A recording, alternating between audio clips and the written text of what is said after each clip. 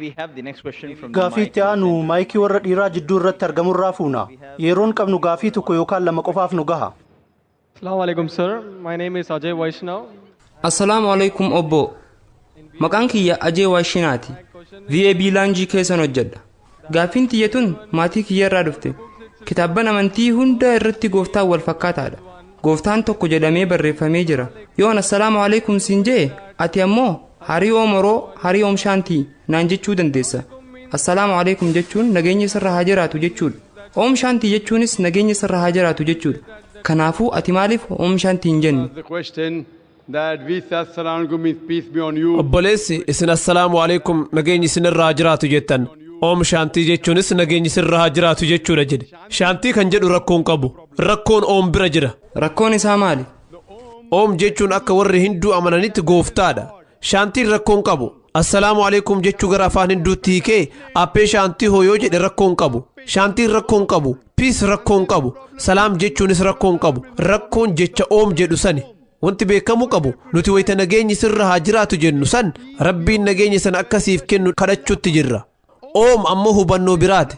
Dhimma oom irratti namoonni hubannoo garagaraa qabu. Nageenyi Rabbii sirra haa jiraatu yoo jette rakkoon qabu. Garuu oom yoo jette namoonni waan faallaa ta'e wayii yaaduu jalqabu. Kun waa'ee Hinduuzimiiti jechuu danda'u. Waa'ee gooftaa wahiiti. Waa'ee sanamaati jedhaa yaaduu danda'u. Kun nama dhamaasuu ta'uu mala. Kanaafuu nama dhamaasuu diddaaf ifa ta'uutu barbaachisa. Shaantii jechuun rakkoon qabu. Afaan Arabaatiin assalaamu alaikum jenna. Afaan Ingiliffaatiin may peace be on you jenna. Yookiin afaan Hinduutiin aappee shaantii hoo jenna. Rabbiin ala shaantii yookiin nagaya qaama biraattu siif kenna jettee yaaduu yoo jalqabde rakkoodha. Kanaafuu obboleessa nageenyi sirra haa jiraatu.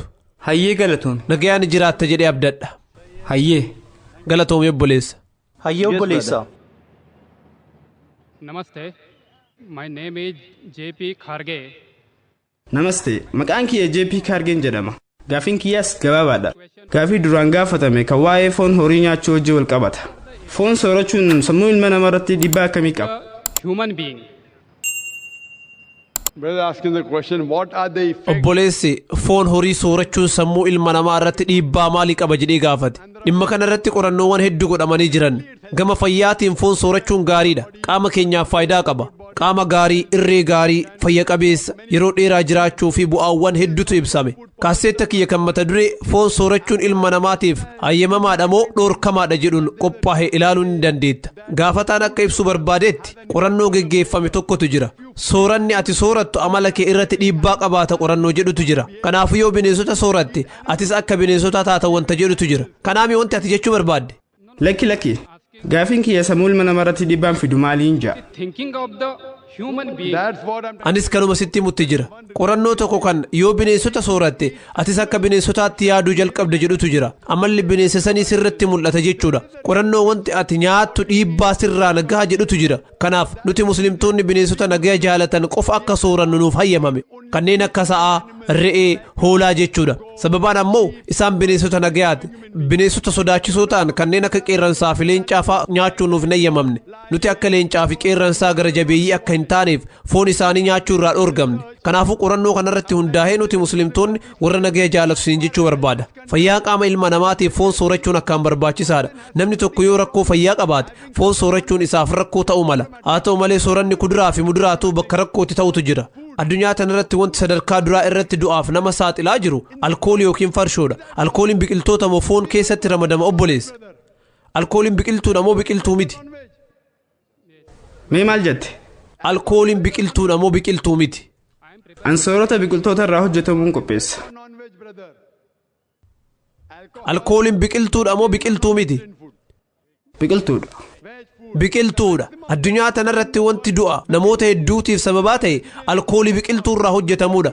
Sadarkaa lammaffaa irratti ammoo du'a namoota hedduutiif sababaa kan ta'e tamboo xuuxuudha. Tamboon biqiltuu moo biqiltuu miti?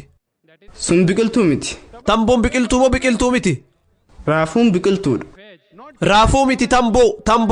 Tamboon biqiltuu miti. Tamboon biqiltuu miti? Eessaa argatte? Lakkii biqiltuudha. Biqiltuudha. Sirrii jirta. Kanaafuu addunyaa tanarratti duuti sadarkaa tokkoffaa irratti sababa alkooliitiin mudataa jira. Alkooliin biqiltuudha. Lammaffaan tamboodha. Innis biqiltuudha. Kanaafuu addunyaa tanarratti soorata biqiltootaan ala jiran irra sababa soorata biqiltootaatiin rakkoon mudataa jira. yoo rakkoo fayyaa qabaatte sooranni foonii gariin fayyaa keetiif rakkoo ta'uu danda'a. Garuu rakkoon guddaan dachii tanarratti sababaa soorata biqiltoota irraa hojjetamaniitiin mudataa jira. Wantoota rakkoo fidan qura'aanni ofirraa dhiisaa jedhe. Qura'aanni biqiltoota hunda hin dhoorkine. Qura'aanni alkoolii dhoorkee jira. Suuraa Maa'idaa suuraa 5ffaa aayaa 90ffaa irratti argama. Akkasumas tamboo xuuxus dhoorkee jira. Suuraa Baqaraa suuraa 2ffaa aayaa 195ffaa irratti. Sababni ammoo tamboon summii suuta nama ajjeesu waan ta'eef. Kanaafuu wanti rakkoo qabu hundi dhoorkamuu qaba. Qura'aanni biqiltoota hunda hin dhoorkine.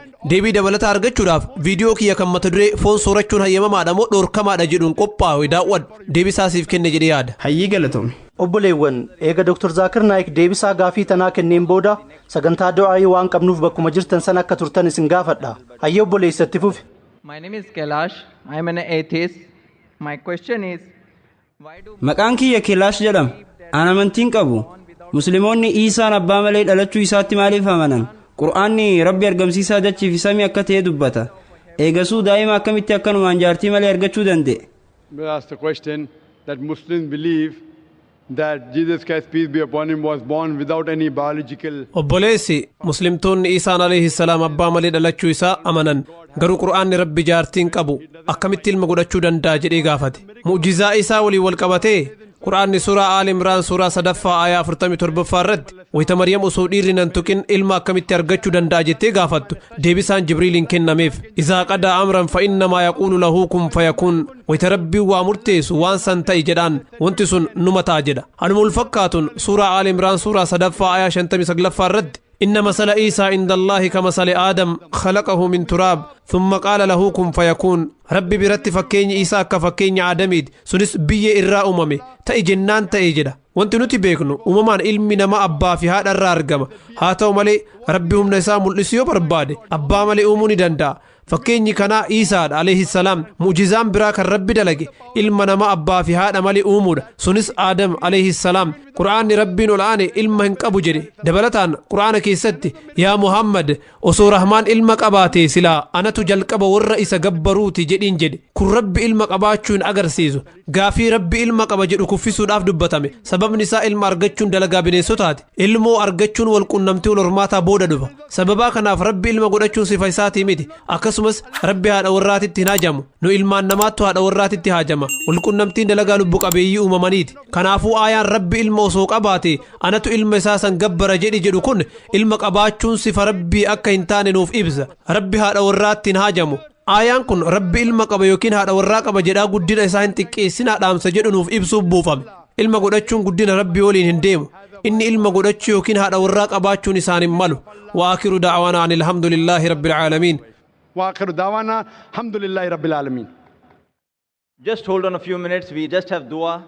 daqiiqaa muraasa nuuf obsaa du'aa'ii qabna. Dura dursoo Dr. Zaakir Naayik jabinaan osoo hin jilbiiffatin kutannaan dadhabbii malee akkasumas ragaa qabatamaadhaan deebisaa gaafilee obboleewwanii hunda deebisuu isaatiif galatoomfachuu barbaada. Sababa hir'ina yerootiif gaafii kanaa ol keessummeessuu hin dandeenye. Keessattuu gaafii obboleewwan muslimaatiif yeroo argachuu hin dandeenye. Wanti isinitti himuu barbaadu alhaada hunda sagantaa gaafiif deebisaa qabna. Kanaafuu namuu sagantaa sanirratti bilisaan hirmaachuu ni danda'a. Yeroo hedduus gaafilee sanniin Dr. Zaakir Naayik matama isaatiin deebisaa kenna. Sodaa takkaan maletti koottaati gaafadha yookaan ammoo gaafii keessan barreeffamaan gara iimeelii Islamic Research Foundation erguu ni dandeettu. Odeeffannoo dabalataatiif namoonni keessummeessan gargaarsa barbaachisu hundaa isiniif godhu. Haasawa bareedduu tanaaf jazaakallah khayr. Amma qaariif daa'ii islaamaa tokko gara naafeerra. Abbaa isaa ni beektu. Abdurrahmaan Al-Bukhaatir jedhama. Abbaa qabeenya garee kirikeetii Shaarjaa jedhamuuti. Ilma isaa qaarii akkaan beekamaa ta'etu nu jidduutti argama. Qaariiwwan beekamoo addunyaa keessaa isa tokko. Akkasumas daa'iidha. Sheek Saalaa Abdurrahmaan Bukhaatir sagantaa kana du'aayin akka nuuf cufu affeerra. Obboleewwan Sheek Saalaa Al-Bukhaatir UAE irraa nuuf simadha. Brothers and sisters, please welcome Sheikh Salah Al-Bukhaatir from UAE. Assalamu alaikum wa rahmatullahi wa barakatuh. Assalamu alaikum wa rahmatullahi wa barakatuh. Waytaan du'aayii jau aamin akkana jalaa jettaniin isin gaafadha. Rabbi du'aayii teenya nurraa qeebalu.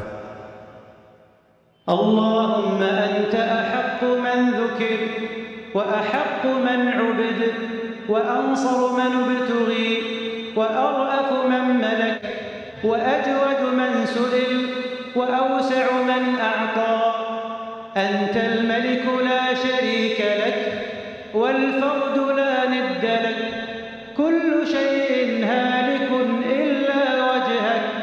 لن تطاع إلا بإذنك ولن تعصى إلا بعلمك تطاع فتشكر وتعصى فتغفر أقرب شهيد وأدنى حفيظ حلت دون النفوس وأخذت بالنواصي وكتبت الآثار ونسخت الآجال القلوب لك مفضية والسر عندك علانية الحلال ما أحللت والحرام ما حرمت والدين ما شرعت والخلق خلقك والعبد عبدك وأنت الله الرؤوف الرحيم نسألك أن تجعل اجتماعنا هذا اجتماعا مرحوما وتفرقنا من بعده تفرقا معصوما وألا تجعل فينا ولا معنا شقيا ولا محروما اللهم إنا نسألك الجنة وما قرب إليها من قول وعمل ونعوذ بك من النار وما قرب إليها من قول وعمل اللهم إنا نسألك من خير ما سألك منه نبيك محمد صلى الله عليه وسلم وعبادك الصالحون ونعوذ بك من شر ما استعاذك منه نبيك محمد صلى الله عليه وسلم وعبادك الصالحون اللهم اجعل لنا وللمسلمين من كل هم فرجا ومن كل ضيق مخرجا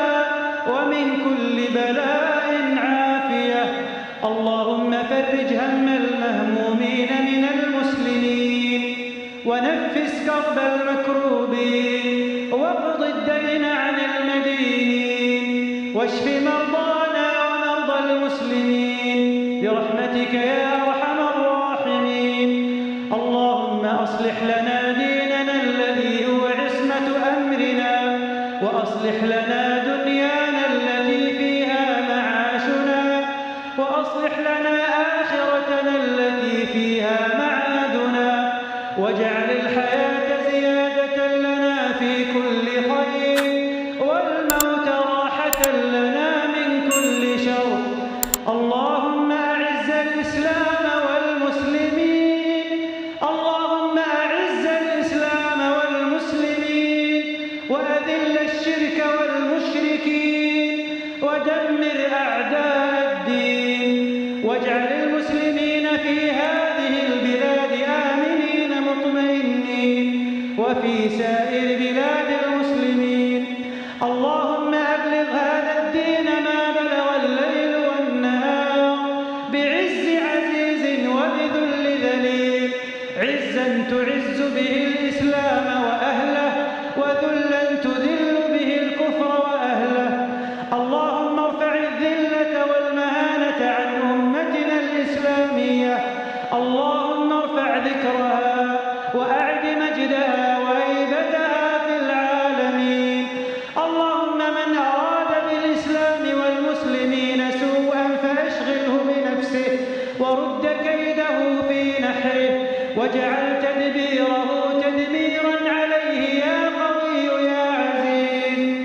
اللهم أيد العلماء العاملين والدعاة المخلصين والآمرين بالمعروف والناهين عن المنكر اللهم ونخص منهم سماحة الدكتور ذاكر ناير اللهم وفقه بتوفيقك وأيده بتأييدك اللهم ارفع ذكره في العالمين واجعل له لسان صدق في الآخرين وجعلنا وإياه من ورثة جنة النعيم اللهم أصلح شباب المسلمين اللهم ردهم إلى دينهم ردا جميلا اللهم حبب إليهم الإيمان وزينه في قلوبهم وكره إليهم الكفر والفسوق والعصيان واجعلهم من الراشدين اللهم أصلح نساء المسلمين اللهم أعذهن